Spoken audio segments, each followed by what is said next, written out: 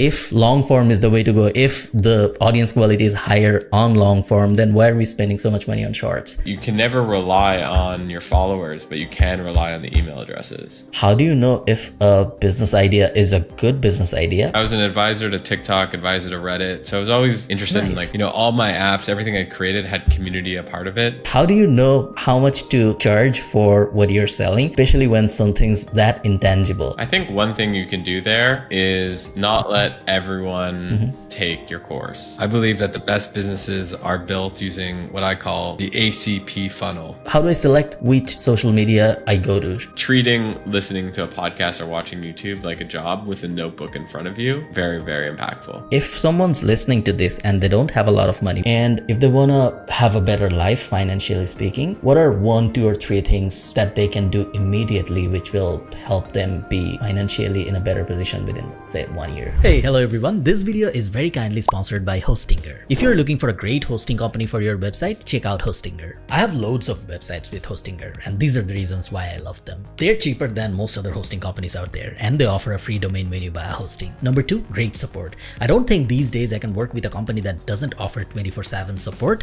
Not for any company, and definitely not for a hosting company. Hostinger has 24/7 support, so if anything ever goes wrong with your website, you know where to reach them. Number 3, they offer a bunch of add-ons for free when you buy a plan. Free migration of your website, free SSL, free CDN, free email management, and a bunch of other stuff. Check out Hostinger using the link in the description, and let's get back to the video. How's the YouTube thing going for you? How's YouTube going for me? Yeah, I was actually listening to your I can't remember the name of the guest. There was this podcast where the guest was talking about hardware, like he was talking about the products, and so I was listening to that earlier today. It was fun. So, I mean, I'm curious your thoughts, but I'm completely switching up my YouTube strategy. So from what to what?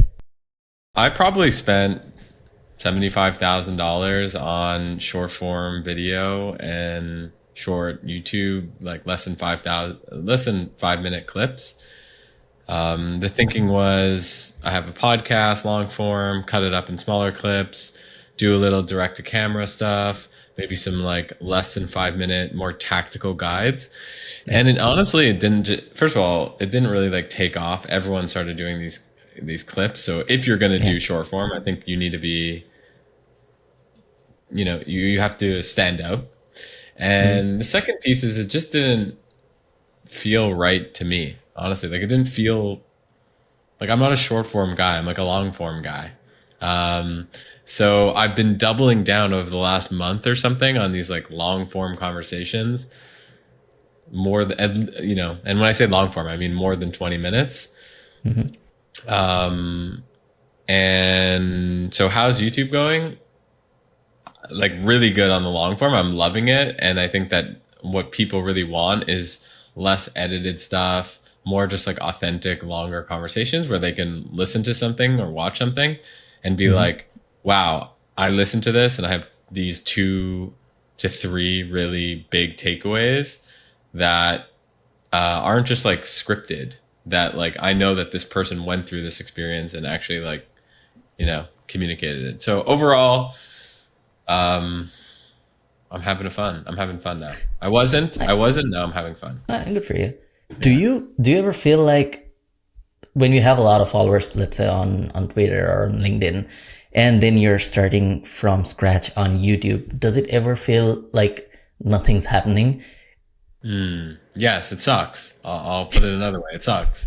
When you are used to, on Twitter, like I tweet and most of my tweets have thousands of likes. So I'm used to the dopamine rush of that.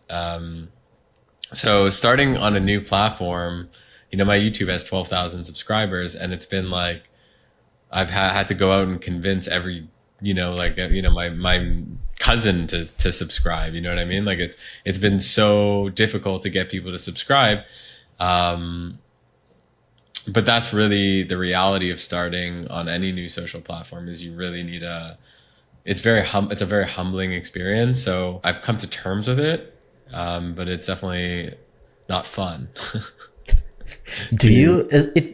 It might be too early to ask this, but do you see any difference in terms of the quality of audience on Twitter versus on YouTube versus on, let's say, another social media? The people that are subscribing to my YouTube right now are really dope, like really interesting. Like there's this perception that YouTube is lower quality versus, let's say, Twitter, like tech Twitter, for example, which is where I play in. Silicon Valley people, people who, are Wall Street. People think that, oh, YouTube is just for, it's for kids. And the reality is everyone's on YouTube. And it's so big. And because my audience is so small on YouTube right now, I see the comments and I see how like thoughtful and interesting, and I see who subscribes, because on YouTube Studio you can see who's subscribing, and I'm like, oh my god, that person subscribed, like that's really cool. So I would say the audiences are high quality. Nice. It's the exact same thing, but with Facebook and YouTube in Bangladesh, where I'm from. Most of my videos were actually in Bangla, which is the native language for Bangladesh, up until like 3 videos ago. And I recently moved everything to English. Everyone in Bangladesh understands English, so you will still get a lot of subscribers. And I'll actually tell people now, please subscribe to Greg's channel. I'll link that down below in the description and in the comment. I know you wanted that on our first chat. So yeah, please go ahead and subscribe to Greg's channel. But yeah, it's the same thing. People think the audience on Facebook is shit and the audience on YouTube is great in Bangladesh. Because on Facebook and Facebook is super big in Bangladesh, in India, in South Asia, in that part of the world. Everyone's on Facebook. Everyone's on Facebook Watch. They're consuming like hundreds of hours of Facebook a day. And the general perception, and I've seen it on my content as well, the quality of the comments, let's say, or the quality of audience that you get on Facebook is very low compared to the quality of audience you get on YouTube. I don't know why that happens. It's the same people. Right. Yeah, it's interesting. I think there's something interesting, I guess, with video, and you do longer form stuff as well. Like you build, if someone listens to you for hours, let's say on YouTube, like you build so much affinity with people, and those are the people that are generally the most vocal. Like they're the ones that are commenting and sharing and stuff like that. So I think YouTube and podcasting are extremely high quality, just like general podcasting. I don't know how it is in Bangladesh. Like, is do people listen to a lot of podcasts? They're slowly starting. Internet revolution happened like only 3, 4, or 5 years ago in Bangladesh. Internet penetration is now slowly getting into a position where people, like, I remember when I was in school, we didn't have proper internet. When I was in school in 2010, 2011, 2012, internet was a luxury. It still is for a lot of people in Bangladesh, but at that time, it was really a big deal. Not everyone had internet. You couldn't even have internet even if you had money, because we didn't have enough service providers offering internet. So things have changed. A lot of people are now consuming internet, and a few podcasts I'd say are doing very well. Now they're still very early days, but if that's true, Craig, if long form is the way to go, if the audience quality is higher on long form, then why are we spending so much money on shorts? Because I think if you could do shorts and crush it, and if you do shorts differently than everyone else, and if you want to do shorts, like you can't just, like, clips just don't work anymore. Like that Alex Hermosi style of, you know what I'm talking about, which is like big yellow chunky,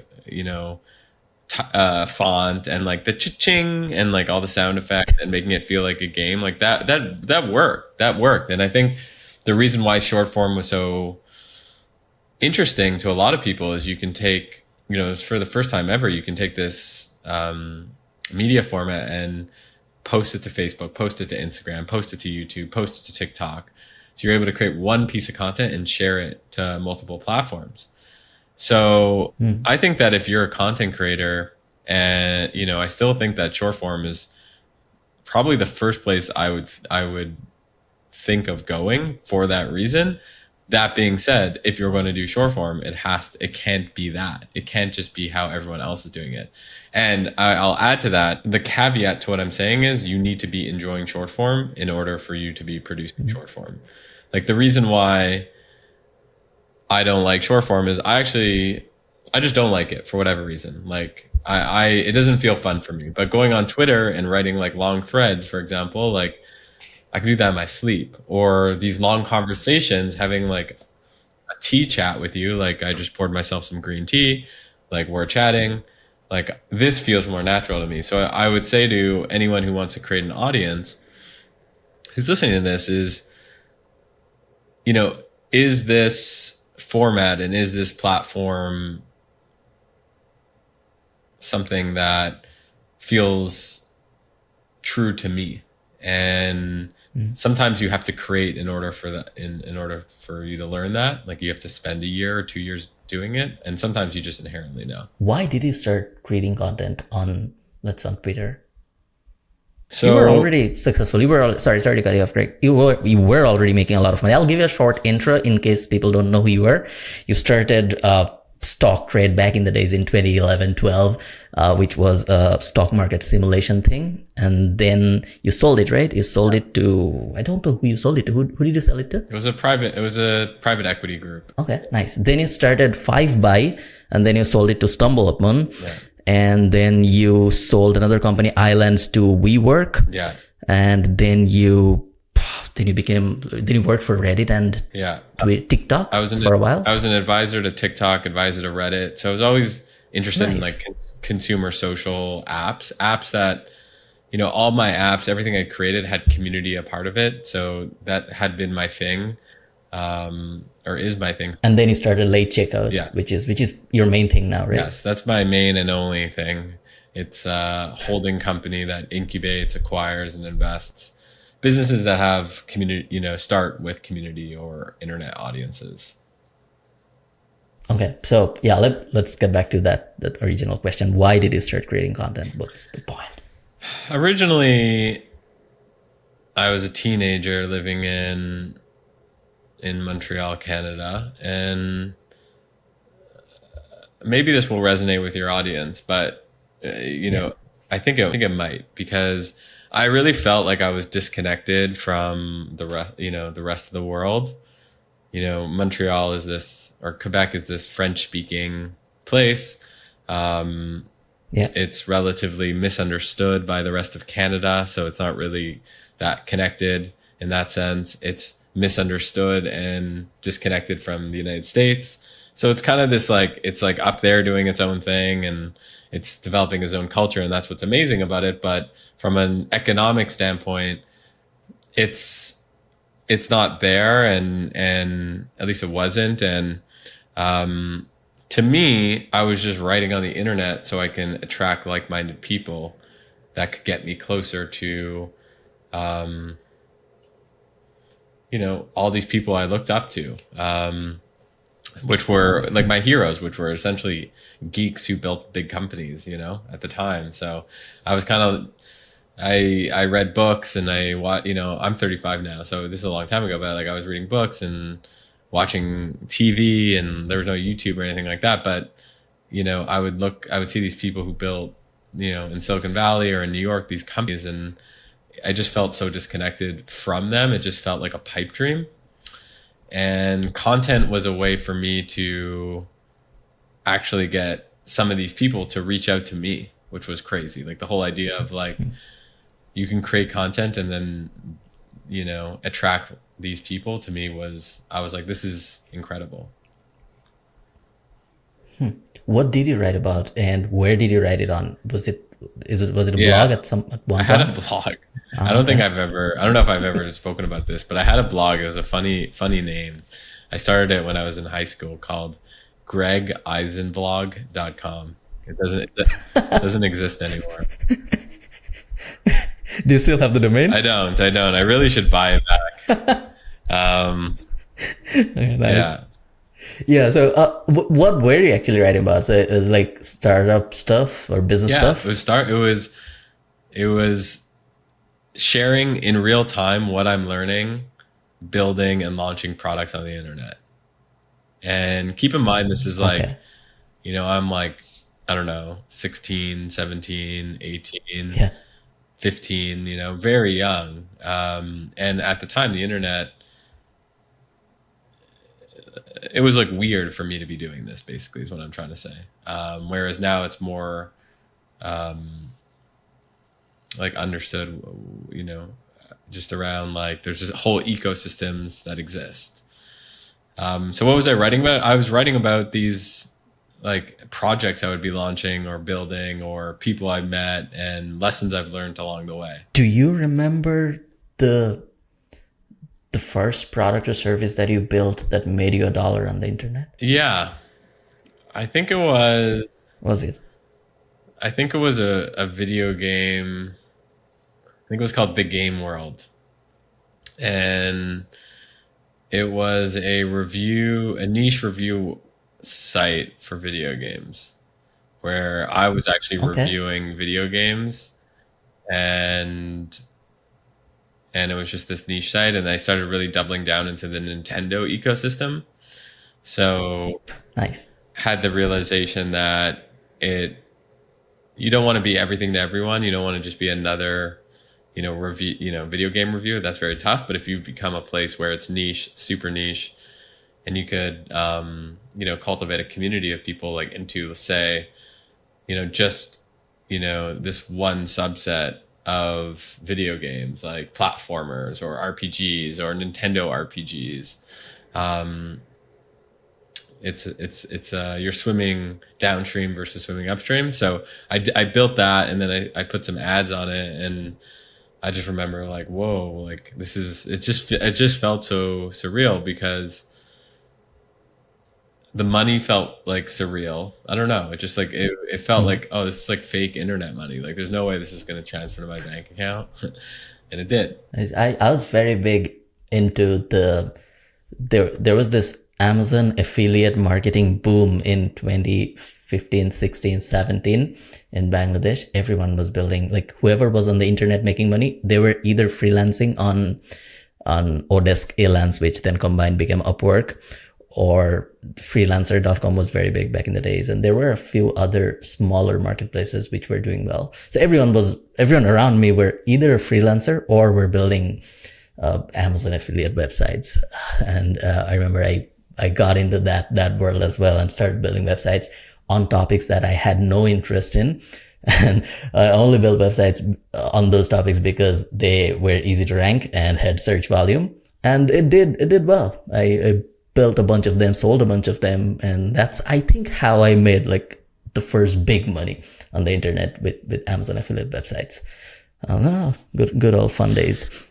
How do you think about building? So let's say if you have to build a business, if you're thinking about starting a business now, I know you'd probably say that you'll build a community first, right? That's your go-to way. How do I do that? Let's take an example. I'm big into gardening. I like gardening.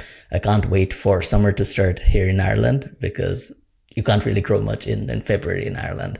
So yeah, I like gardening. I actually do. It's not like I like it because the internet likes it or it has search volume. I actually like gardening. So, what's the first step for me? I want to do something in gardening.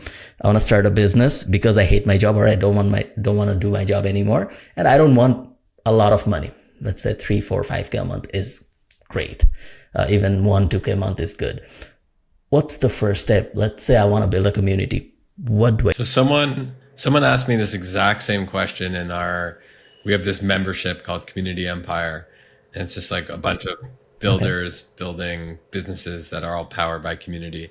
Someone asked me the same question around, I want to build something in gardening or plants. Like I love nature. Yeah. How would you do that using, your model? So first, let me describe my model, which is I believe that the best businesses are built using what I call the ACP funnel: audience, community, product. I generally start by building an audience. I convert that audience into a community, and then I build a product that we monetize for that community. So if I was building something in the garden, so someone said, yeah, how would you do it? using the ACP funnel. And I was like, okay, I'm going to do this as a test just to prove you that I can do it. So Okay. I started an Instagram account that was plant memes, literally plant memes. And I'll show it for the YouTube people. It was called I Need Plants. And I Nice. would share these like memes, short form video, um, just like plant. You deserve someone who wants to know the name of all your plants.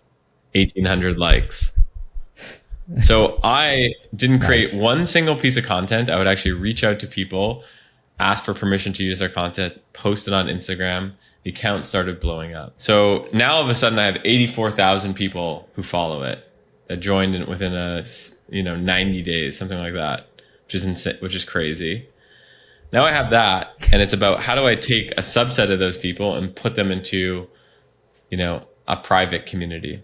I didn't end up doing that just because the person was like, whoa, like I can't even believe you went this far and this is insane. But, if I were to extend it, what I would do would be like, okay, like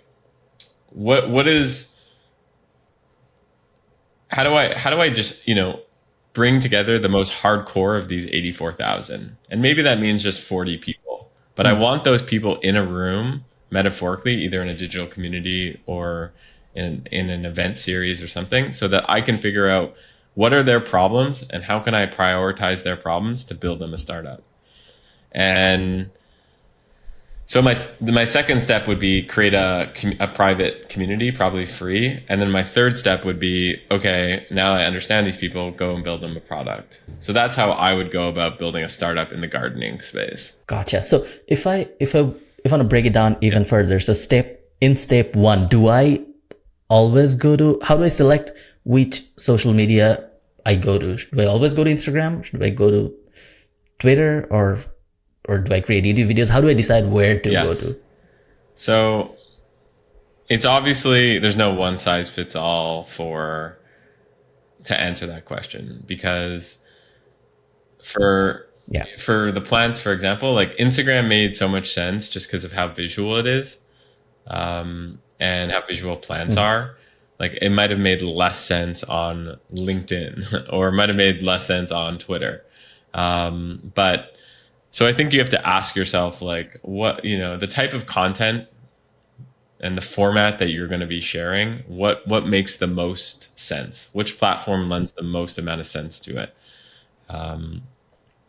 People often say, well, I need to be on all platforms. And that's actually is not what you should be doing at all. You should be focused on one platform to start, and then you can think about expanding. There's hundreds of millions, if not billions of people that are active on these platforms. So you have more customers and you know what to do with it. So just start with one. So I just try to ask myself, like, what makes the most sense? Like what, given what I'm trying to share. And then I just focus on one platform and I try to iterate on the format so that, it's very shareable. So, and what I mean by format, just to get even more tactical, do I want to share like short, interviews of people who are gardeners? Do I want to share memes of like a picture of like a bunch of plants with like how, what I showed you with like this note? Do I want to show like notes plus plants? Like that itself is a format, right? It's notes, plants, and I can go and repeat that. So it's thinking about what is a format that's repeatable, that lends itself well to the platform, and then I just iterate. And that sometimes takes 90 days. Sometimes that takes like 3 years, honestly. Everyone's looking for I want to get famous quickly and I want to build an audience quickly. Yeah. Sometimes it works. Sometimes it takes a long time, and you have to be okay with iteration. Let me ask you another basic question, Greg. So let's say I decide to go to Twitter, and let's say I selected a topic that goes well with Twitter, that goes well with the written form of content, and then I decide to go on Twitter. How do I learn actually how do I grow on Twitter? what's the, like, how did you grow? Did you go viral on LinkedIn, on Instagram? How did it reach to 90,000 plus? Because your YouTube isn't big, my Twitter isn't big. We definitely don't know enough about growing on YouTube or on Twitter. You did well on Instagram with that particular one, but generally speaking, if someone decides to go on Instagram or on Twitter, how they then learn how to grow within that platform? Well, I'll talk about Twitter first and say how I would get Yeah. to 10,000. How to get to 10,000 followers in less than 6 months on Twitter is quite simple. Yeah. So your first step is you pick a niche that you care about. So if you care about gardening, you go and do gardening. You make a list of the 50 most influential people in gardening and gardening adjacent spaces. And then you set up tweet notifications for them. So every time that they tweet, you get a notification.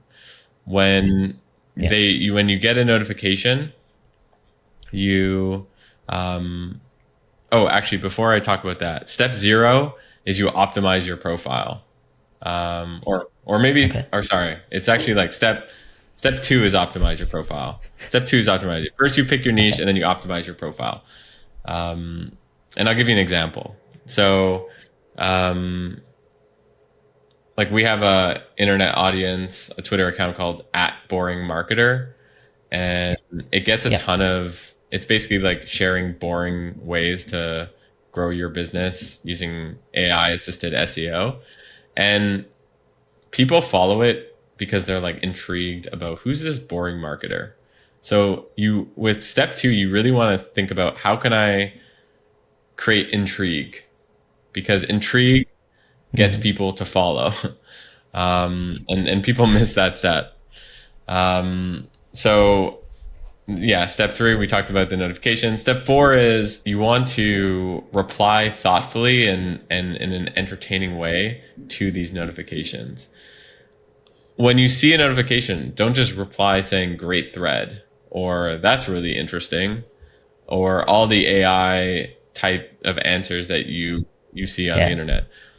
Think about how you can add value to this conversation such that the reply in itself is so valuable that people are going to like it and look at your account and be like, I'm going to give this guy a follow, almost as a tip. It's like they're tipping you because of they feel like they owe you something. That's what you should be doing. I think you can get to 10,000 followers on that Twitter strategy without even really creating any content on your own Twitter. Like you want to like learn how to grow on Twitter. Like your training wheels are completely doing replies. Everyone misses this. There's no reason why anyone can't get to 10,000 followers on Twitter within a year or even sooner. Okay. So is boring, I actually knew about Boring Marketer. I was listening to you and Noah chatting about it. And I think he was grilling you about your old businesses and side hustles and stuff. So I get to know about Boring Marketer. How do I create intrigue? I didn't understand. Do I create something that creates mystery? That's how I do it. I create mystery. Mystery. So I think mystery is underrated. I'm just putting it out there. I think you have to have intrigue in the sense like when I go to Boring Marketer, like I'm going to open it up real quick. So first of all, it's an unknown account, so it's kind of like a character. And that works sometimes, doesn't work other times. So I'm not suggesting you need to have like a character, but the bio says boring marketing advice that brings you profit. So I kind of like, if I'm reading that, I'm like, oh, like, first of all, what's boring marketing advice? Like, what does that even mean? And bring you profit? It feels like that's something that is interesting to me, right? Like if I'm reading this, like, of course I want profit. Anonymous, so I can be 100% honest. So also that's intriguing, right? So it's like, oh, this person is going to be sharing like honest opinions. And people want that, especially on Twitter where a lot of the content feels like kind of manufactured.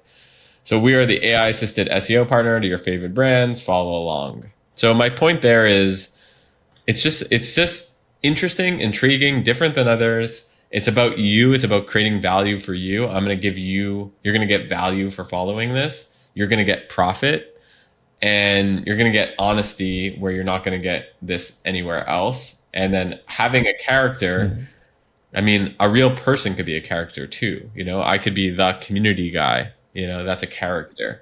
But thinking about who is your character, I think is very, very helpful. Nice. And on the third step, once I have the community, what's the right amount of people? It might be a stupid question. What's the right amount of people or impression, or like when do I know that it's time for me to go to the next step, which is getting a bunch of them to a free community? Yeah, I think I wouldn't think about creating a free community unless you have at least 10,000 followers. Because, you know, I think the cool part about the building your internet audience and building that muscle is it's going to allow you to, like, you'll know what are the types of memes and content that's going to resonate and get shared within that community. And once you've done that, then your next goal becomes, you don't want to be platform dependent. So you don't want Twitter or Instagram or YouTube to change their algorithm, and then all of a sudden you can't reach your 10,000 people. So what's one of the reasons why a free community is really interesting is, you know, you could say, join this community. You're gonna, you know, get, let's say with boring marketing, it's like you're gonna get, you know, to meet other boring marketing people. You're gonna get one free tip on this. You're gonna get an SEO course. You're gonna get blah blah blah. It's free, but all you need to do is give me your email address to get access. So all of a sudden you convert a percentage of those of your following. Let's say it's 10,000. Let's say you get 500 or 1,000. So you get 1,000. You get 10% of your people to give the email address, and that's your bank account, right? You can never rely on your followers, but you can rely on the email addresses. Okay. Yeah, no, that makes sense. And let's say, so I do that. I get a bunch of people in my free community. Do you have any preference on where do I build that community? Yeah. Or it doesn't really matter? Email is fine. I think, you know, again, no one size fits all for, you know, community. I think like sometimes it just means like a WhatsApp group, and, you know, and that works, and it's the path of least resistance. Sometimes Facebook group makes sense. I like this new platform called School. I don't know if you've ever heard of it. Yeah. And so we host most of our communities. I'd say like 90% of them on School. And there's a bunch of reasons, you know, I'm happy to share, but like there's a bunch of reasons I like it. Yeah. I know why you wouldn't go to Facebook groups, because then you have the same Exactly. platform dependency, right? Facebook groups can cut you off at any time. Actually, they do, I think, quite frequently. So Facebook groups are definitely not the answer. Why do you like School, other than Hormozy being a part of it? Yeah, I mean, we've been on School for a year and a half. Nice. We've been using it. I like it because, number one, you can gamify the experience. So you can basically say like I can show you if you want. Can I screen share on this? Yeah, sure. I am part of a few School communities, but I'm never super active in any of those. It feels like a mix of Reddit and Meetup. I don't. Maybe it'll take some time for me to get into School, or maybe I didn't find the right community yet. I still see it from time to time. I get the email notifications and then go to and see a bunch of posts, but it's the same way I use Reddit, not religiously. It's the same. Where am I going? School. It's the. It's like any community. Like, it has to be a good community. You know what I mean? Like, or else you're not going to go back. Yeah. So this is a private community our team runs called Community Empire. Mm-hmm. So that's what I was mentioning. It's like this membership for people who want to build businesses based on the ACP funnel. And I want to share one thing. First is the metrics. Okay. So I've never shown this anywhere. but we have 300 people in our Nice. 309 people in our group. 205 were active in the last week. That's massive. You know, in the past 30 days, like 98% are monthly actives. So if you provide a lot of value in your community, people will come back. I think that's really interesting. The other reason I like it is you have these leaderboards. So like here we have this classroom and we have different Yeah. like essentially these are courses really or trainings on how to do and on building your business empire basically. And there's like guest lectures, but like launching on Reddit, for example, like we have this whole course here. Yeah.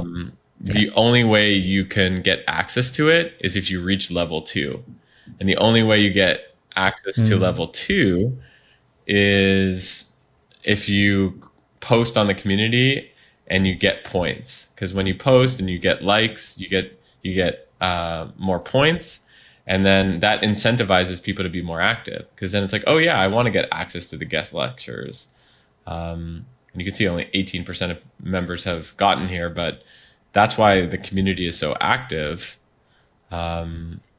is because of the gamification. So I love that. I love that also you can just like create a post, and you can create like actions. So describe the action you want members to complete. Introduce yourself, share a picture of your workspace, and then you can send an email to all your members with this in there. So it's very tied into email. So those are the reasons I like it. I mean, is it the most beautiful platform? Absolutely not. And I'm a like designer, so I could look at it and I'm like, wow, I think it could be more beautiful, but it's the most practical. It's very practical. Makes sense. Nice. So it's a paid community. If it's a paid community, Greg, then do I even need to go to step 4 or 5 where I'm building a product or service for the community, or you can stop there? If it's a paid community, like on School, you can like accept payments, and you can just say like, in order to I don't know, get access to this, it's gonna be $10 a month. With that community, we charge $99 a month. Have 300 members, so it's making $30,000 a month. It's crazy. But I will say, we buy at least as of now, we buy a school subscription for everyone who joins. So that's another thing that you can do. Okay. If you're thinking about creating a paid membership, think about, is there any software that you could bundle into your paid membership so that the price becomes a no-brainer? So, for example, if you wanted to start your own school, it would cost you $99 a month. So we did a deal with school to buy it. And now, like, obviously you would join my group because it's $99 a month and you get all this extra stuff with it. It becomes a no-brainer. So that's how people should be thinking about building your own paid community, is thinking about, how can I structure it to be like a no-brainer offer, include things like software, and then someone might be listening to this and be like, well, easy for you. You probably just reached out to the founder of school and he was like, sure, but you'd be surprised, like DMing people who have software products, who have high margin businesses. They're totally cool with being like, yeah, like, let's share in the revenue or do some other deal like that. There's tons of opportunity there. Cool. And if we just keep going down towards if we just move to the next step, if I have to, or if I want to create a product or service based on my community, so I want to create a product or service that serves the community, how do I find the idea for that one? Do I ask? Do I listen? Do I just come up with, I'm also interested in the same topic as theirs, so do I just look at my own problems of life? How do I find one? So I like going to Reddit and checking subreddits, and basically looking at and observing to see like, what are the problems that this group of people have, and just writing notes. So I do that quite a bit. There's some tools that actually could accelerate that for you. There's a tool called gummysearch.com, which basically goes through Reddit. Yeah. And you could and there's like you can basically just take a subreddit and it's like, give me all the problems in the subreddit, and it'll use AI to surface those. So you can either do it manually or Nice. use a tool like that. I like doing both, and those will just spark ideas. Those will spark ideas because people are going to be like, you know, with the gardening example, let's say it's like, oh, I'm having trouble like, buying cactuses in Orlando. And it's like, oh, maybe there's an opportunity to sell Yeah. cactuses in Orlando, So it'll spark ideas. So let's say you find so it's a two-part question. First, how do you know if a business idea is a good business idea? And second, if you know it's a good business idea, do you still build the community first, or do you just jump in with the business and then start paid marketing? I never, ever, and I've built a lot of businesses, just built a business and then been like, yeah, and then I'll just do paid marketing and see what happens. To me, that's a very high risk way of building a business. I think that some people might be listening to this and be like, well, it's going to take me so long to build an audience. Then I have to build a community. And then I have to build a product. Yeah, well, the product that you're going to be building by the end of that flow is going to be so much more dialed in and so much have a higher likelihood of actually working, because you'll have built in the reps to really understand who these people are and what are their pain points and how can I build something for them. You're going to have a line of customers out the door versus actually paying to interrupt people on platforms like Instagram and Facebook and just putting ads in their faces. They're going to want to buy from you instead of you pushing to buy. And then like, yeah, how do I know if an idea is good? Well, like I've gone through that whole process, but a good idea for me is something that's asset light, doesn't take a lot of money to get started, but is a painful problem for a lot of, a good chunk of that community at least. And that has the ability to add complexity over time. So for example, let's think, I might start using the plant example. Like I might start with a paid school or paid membership for people at plants. And that's like really easy to start. $10 a month and you're at like a weekly session by some like well-known creator talking about, I don't know, how to trim bonsai trees. And then every month you're going to get a bonsai tree. That's like the deal that you do. Instead of software, you get like, you do a deal with like a bonsai creator and or bonsai shop, and they send, they'll send you something. $100 a month. I don't know what it is. Anyways, that doesn't have a lot of moat and defensibility. You're not, but like you can build a great business there. You're looking for things that look like that are easy to start, that you can then layer on like, oh, maybe one day you become a plant shop, internet, like the Amazon of plants. Like there's a way that, Amazon looked like, Amazon's is the best example of that, right? It started off as like a little bookstore on the internet, and then they ended up selling everything, and now they're selling servers, and now they're selling like AI in your house, right?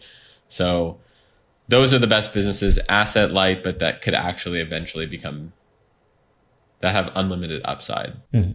Do you always recommend so just going with that asset light notion, do you ever think about, I'll just create my own stuff, or do you always think about it? Does your mindset always go towards partnering with someone who will then be the supplier of the thing? Or do you ever think about creating your own thing? Because you're from the digital background, we are asset light people who don't like stuff in our garage.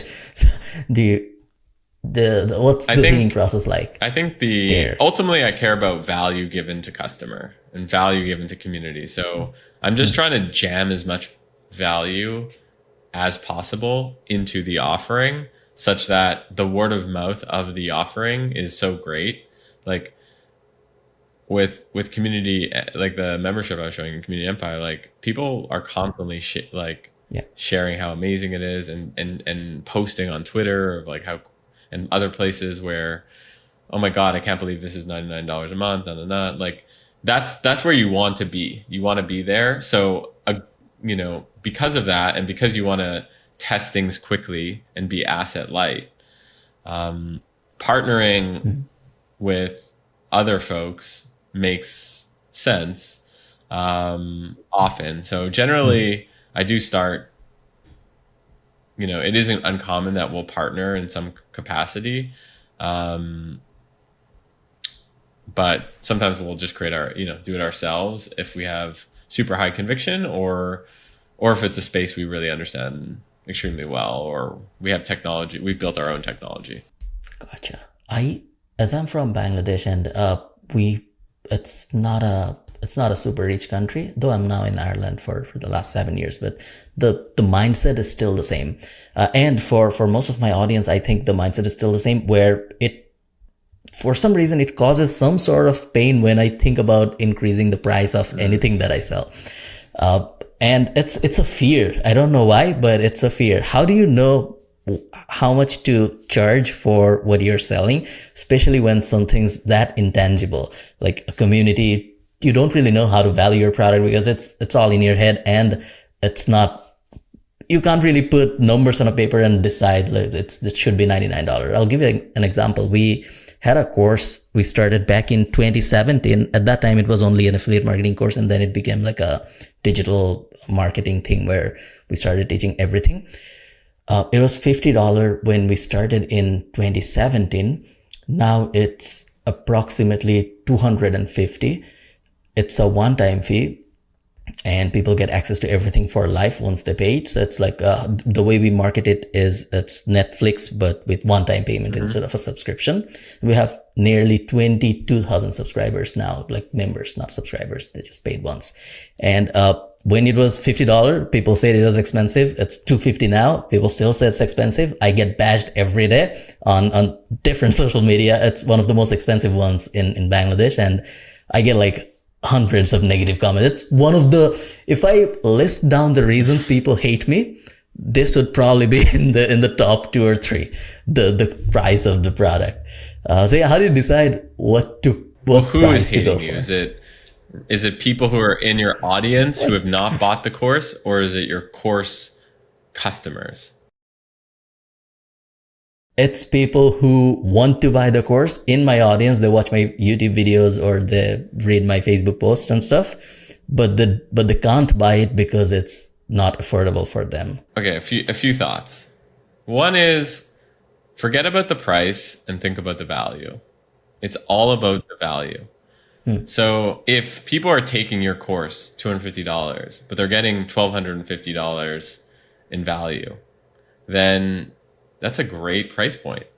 You're creating a vending machine, essentially. $250 in, $1,250 out. It is very, very, like, you're making the world a better place in that way, because people are gonna do really well from that, and then from that course and that experience, and might be able to provide for their family, might be able to pass on that information to someone else. Like, there's a lot of good that you're doing.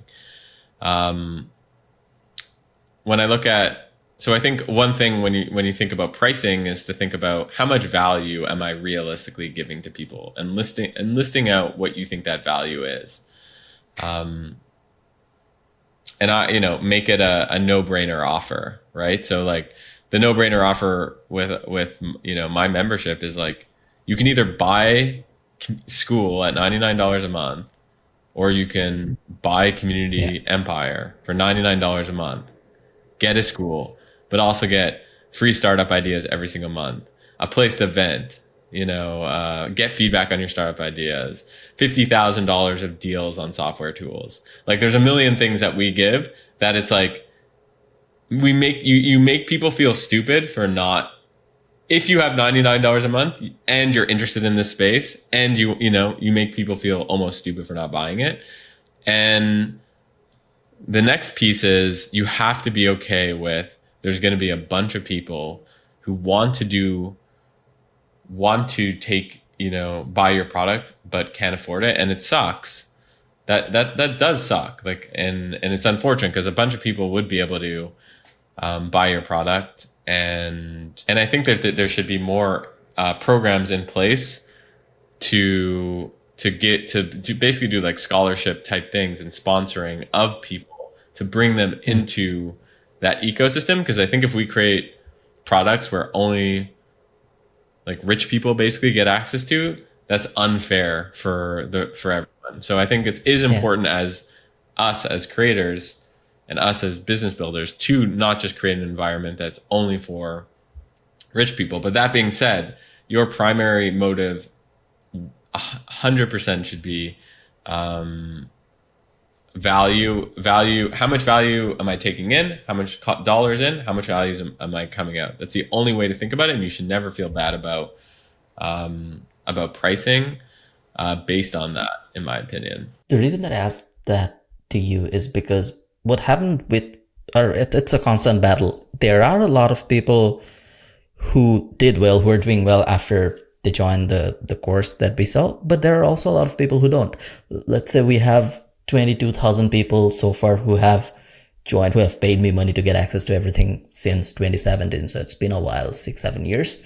I would say 4,000-ish or about 4,000 would have done well. They got the full value out of the course. They got a job, they got better gigs, they either became a better freelancer or they started their own thing after the course. So 4,000 people definitely got more value than the money that they put in. But there are a lot of people who didn't. And I don't know what to feel about that when I know that a bunch of people actually didn't become successful after they paid me money. And so yeah, that's why it's a constant battle where I always think about, is the price justified for the value that I provide? Because there are a lot of unsuccessful people as well. Did they not get $250 of value? Like, even in the worst case, like it's very tough to know. You don't know because it's information and you don't know what the value of information is. For some people, the stuff that you said, the formula, the steps, it might be invaluable. For someone, it might mean nothing. and I don't know how to price that. I think one thing you can do there is not let everyone take your course. So having more screening options around, like, answer these 20 questions so I can see if you're serious about taking this course. And then if so, it's $250. I think that is something that people could do to help in that case. If you're targeting, not that if your audience were $250, I mean, $250 means a lot to everyone, but it does mean more to certain people from certain countries. I think that there's stuff that you can do as a business builder to create steps to make sure that everyone gets value. But I do believe that you could build digital products and you could build businesses powered by the internet that is 100% a win-win for everyone who takes your product. And that's how you have to structure these offers. I think it's a really important point that you bring up because a lot of people don't think about it that way. And so I'm happy you are bringing it up. Nice. Thanks. So yeah, let me summarize everything before I ask you for a personal suggestion. So step 1, I think about correct me wherever you think I'm wrong. Step 1, I think about what am I interested in and in what industry do I want to go to, or what are the passions that I have. And then I select a thing that I want to create a business in. Then I go in, I actually, the next step would be to think about the social media platform that I should go on to create content around that specific thing. So depending on the thing, I either go on, so let's say gardening, for example, gardening is visual. So I go to Instagram if I'm going to play with still photos, or maybe reels. If I want to create long form videos, I go on YouTube. If I want to write about gardening, I go on Twitter. I decide where to go to based on the topic that I selected. I create content. I create good content. I look at what other people are creating on that same topic. And then I try to be big on that social media, try to get to that 10,000 mark, if not more. And then I move them into a paid community or a free community on another platform to get their emailers, because I can't rely on the social media. And then I create a product or service to serve that audience that I built. So it can be a seed subscription thing. It can be anything based on that, your interest. Is that the summary you'd say? Is that how you build a business now? It's always it always sounds but simple. I think I'll add, here's where I'll just, you summarize it brilliantly. The only thing that for folks listening that make this hard to do? Because I don't want people to listen to that and be like, oh, I can, anyone could do it. No, here's where it's hard. With that ACP funnel I was talking about and that you mentioned, ACP, audience, community, product. Yeah. There's audience market fit, community market fit, product market fit. So at each step, you basically have to figure out, am I creating something like for the audience? Am I creating content that's really resonating with people? At the community step, it's, am I creating a community experience that really resonating with people? And the product step, am I creating a product that's really resonating with people? And at each step, it's quite difficult to iterate to get to that point. That being said, I believe that, if you're, not everyone could be successful, but I do believe that if you really understand your community and you understand how to create content well on the internet, then anyone could be Then anyone can be right? successful. And success could mean different things to different people. Yeah. It could mean, as you said, making $1,000, $2,000, $3,000 a month, or it could be making, $30,000 a month. I think the success comes in various shades, but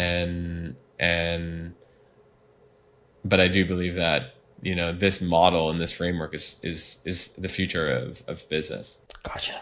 Thanks for sharing everything. And it is always very nice to listen to you on the pod, on like your podcast and stuff that you do. You have a very calming presence. I'm sure you get that a lot. It's not you. Yeah, I don't know how to explain this. It's like I feel like I'm in a therapy in like somewhere in Thailand when I'm speaking with you. My Twitter sucks, Greg. My YouTube is big. My Facebook is big. My LinkedIn, I would say, is not bad. I have like 50, 60,000 followers there. I'm not trying to monetize anything specifically on YouTube or on LinkedIn or on Facebook, just randomly creating content. Everything worked. Even Instagram is decent. TikTok is decent. For some reason, Twitter, actually, it's my fault, obviously. I never prioritized Twitter. But it sucks. And I don't know what to do about it. And you're very big on Twitter. You're successful on Twitter. You actually gave a plan of how to get to 10,000 followers by just replying earlier in this podcast. So just if you can add to that for me specifically, is there anything that you think I can do other than replying to basically what you said, your suggestion? Other than that, is there anything specific that I should do to grow my Twitter if I don't have a product or service or a community to build back in my mind? I don't have a particular interest based on which I want to grow on Twitter. Like I like gardening, but I don't want gardening people on my Twitter, only gardening people on my Twitter. I like business, but I just don't want only your tweets to come up on my Twitter, for example. So in that instance where I don't have one particular, if I'm not doing it as a proper strategy, how do I grow on Twitter? What does success look like for you on Twitter? I'd say at least 50, 60,000-ish followers where people are listening to what I'm saying, where this podcast, for example, if I share it on Twitter, it gets 20, 30, 50,000 views. But be even more specific on that. So like, it's not just that you care about 50, 60,000 listeners or views. It's you care about a specific type of person listening, no? I do. Yeah. I have had decent success from people in Bangladesh. Now I want this to go international. So I want someone like you to consume the stuff that I produce. So that's a great, so not only do you want, 50,000+ followers, you want those followers to be like from the business tech community in the US, maybe, or North America. I think you want Silicon Valley, New York, LA, those types of people to be following you. And I think that the question there becomes, well, what's the type of content that those people aren't getting today? And I'll share my own, I try to get to those people too. That's who I'm trying to get to. And one of the things that I've learned is recently on Twitter specifically, is that if you share long form stories, basically, with an image, it's highly, highly effective. And that image doesn't need to be like a highly produced stuff. Sometimes I share these like scribbles on like a napkin, basically. Um, Yeah. and you know, people enjoy those. So, I think that you can easily do like a long post, like, how I got to a million YouTube subscribers, doing XYZ.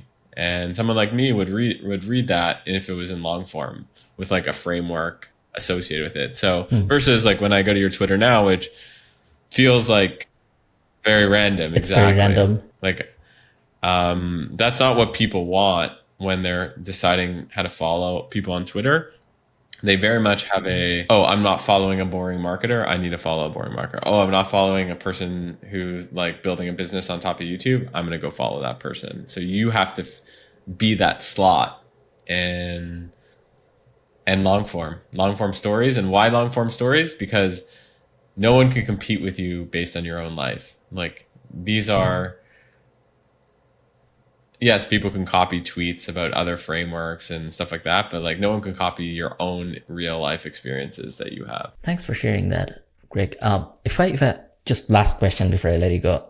If someone's listening to this and they don't have a lot of money, which a lot of my audience are probably students in Bangladesh who don't really have a lot of money to play with, and if they want to have a better life, financially speaking, what are 1, 2, or 3 things that they can do immediately which will help them be financially in a better position within, let's say, 1 year? The number one thing, I'll just give one thing, which is listen to podcasts. Yeah.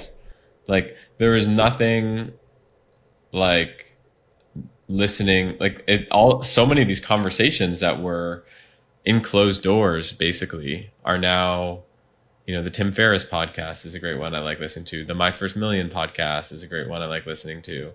I have a podcast that people are interested, Where It Happens podcast that people like.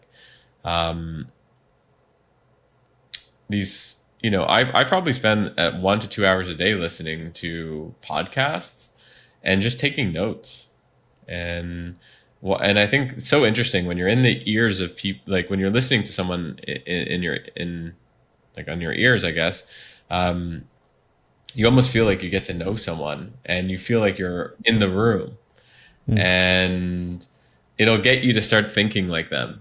And it'll make you feel less disconnected, to go back to what we were talking about in the beginning. Like I felt that way, like where I was very disconnected, as I was mentioning, growing up.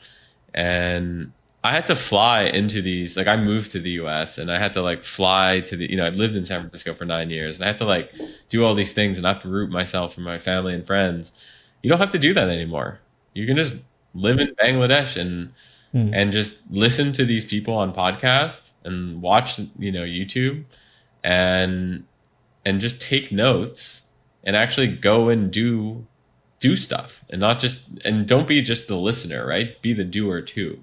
I definitely like to leave that with. That's actually very important, Greg, because there are people who would listen to podcasts all day. And if you really want to listen to podcasts, there are hundreds of great ones, and you can just spend your 24 or your 8 waking hours, starting with Huberman, ending with me or you. And like you can feel like you've done a lot by just listening to podcasts all day, because there are a bunch of great ones out there.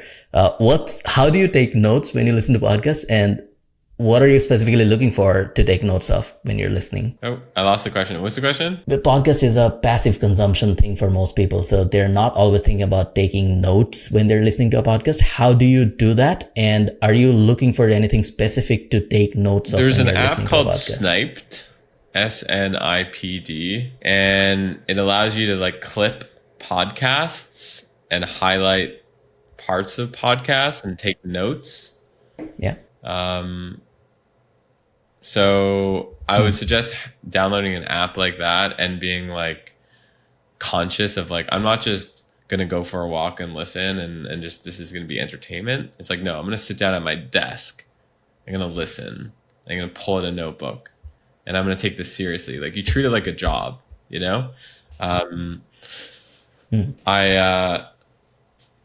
I remember a long time ago, I dropped out of school, but I when I was thinking about dropping out, I was learning to code.